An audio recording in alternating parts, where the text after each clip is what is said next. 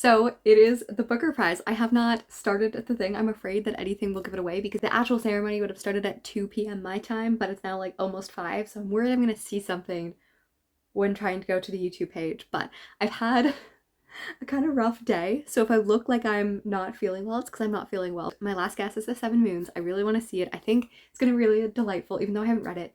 I'd also be happy to see Glory. I think The Trees also would be an interesting pick. Treacle Walker would be interesting. I feel like a lot of people would have lots of thoughts. They could have the think pieces, the articles, the comparisons on whether it's about this moment. I think it would be great. I'm going to open up the page and look. I don't think I'm going to be like holding it a lot today just because that causes a lot of pain last time. The chat. Oh, I think it's him. I think I forgot that it's still live. So this looks very much like him and I guess the Queen. I was gonna say the Duchess of Cornwall, but she isn't anymore. Okay, we're gonna go back a little bit. To announce the winner of the 2022 Booker Prize for Fiction. Your Majesty. Wait. Your Majesty, ladies and gentlemen, the Booker Prize exists to proclaim the power of the book, to change lives, and possibly even to change the world. And as judges of this year's Booker Prize, we've enjoyed both, and in unprecedented measure. It might well be asked today, who needs the excitements and fantasies of fiction when every day we have the incomparable excitements and fantasies of British politics? But the global disruptions of the last few years, the reality of pandemic, war, and social conflict have paradoxically given new edge to the imagined world. I have to show this most amazing thing, which is now the Queen of England hiding behind his arm and being like, ah, no, I'm not in the light. New edge to the imagined world in which writers explore what it means to be alive today. We believe, and you've all now had a chance to see, that every one of our shortlisted books would be a worthy winner. In different ways, each of them is asking the same question. What is the ultimate value of one individual life? The book that we've chosen takes readers on a journey at once horrific and humorous, beyond life and beyond death, to the world's dark heart. The winner of the 2022 Booker Prize is The Seven Moons of Mali Almeida. Yes! Aw, he's so Thank cute. you. Thank you so much, Neil McGregor. So, I don't know who that is, but he like went in and like hugged her and she's crying as he's hugging her. And then I think his wife, he kissed her. Oh, beautiful. the winner of the £50,000 2022 Booker Prize for Fiction is Shehan Haruna Tilaka for The Seven Moons of Mali Almeida. And we've managed to get you to the stage now where Her Majesty, the Queen Consort, will award the trophy. Coming up to the stage now. See, I know that the Duchess of Cornwall, the Queen of England, Camilla, is associated with the thing, and it's funny because, well, not funny. 2 days after the shortlist was announced, the Queen died, and thus she became the Queen of England. So it goes from being the Duchess's prize to being the Queen's prize, which is super fun. And now the trophy from the Queen Consort. Aww. See, this is the moment I guess I saw in reality, because I was like, there's a trophy, which if I had opened it earlier, I wouldn't have seen, because he would have still been talking, but alas, it is a cute moment and really, really lovely. And I think Camilla is thinking that maybe I don't get hugged very often and this is strange.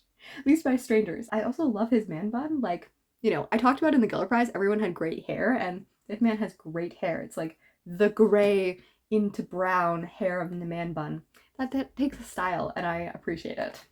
This is what I say when I haven't read the book, but I really want to. And a hug from last year's winner to this year's.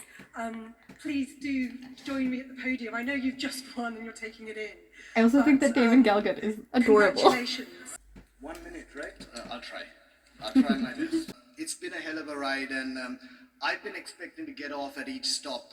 No such luck. I'm here at the final stop. To Percival, Elizabeth, No Violet, Claire, and Alan, happy birthday, Alan. It's been an honor and a privilege to be on this magnificent list with you. Seven Moons is dedicated to three ladies. I live with three ladies. That's the kind of rock and roll lifestyle we writers lead. The three ladies are Chula, who used to read to me when I was... I also realized that I said the woman beside him was his wife, and I don't know if he is gay, but I know that the character is gay, which is probably a misnomer, so sorry about that. Heteronormity just kind of scooped in, and apparently took my glasses with it. Too young to read for myself. Luca, who lets me read to her at bedtime, and of course Eranga, who's here tonight, who reads my stuff before anyone else does. And my wish for the writers in the room and the writers everywhere is that we know how dispiriting and demoralizing a writing life can be. So my wish for you is that you all have three ladies, or three gentlemen, or three non-binaries, or whatever combination you prefer, to look after you when the days aren't so good. My son Theo, who is probably doing the haka in his pajamas at the moment, and my father, who's lost the ghostly realms of dementia, but I know he would appreciate this. I always love acknowledgements, so this is So great. Seven Moons of Mali Almeida, it's about a murdered journalist. And I was going to do it Percival Everett style. I was going to read the names of all the journalists, the activists, the politicians, the civilians, the innocents who have been murdered by the state or by those opposing it in my lifetime in Sri Lanka. But if I had done that, we'd be here all night. So I was going to read the names of the obituaries from 1989 when the book was set. Activists like Richard de Soisa, Dr. Rajini Thiranagama, and Daya Patirana, who featured in this book.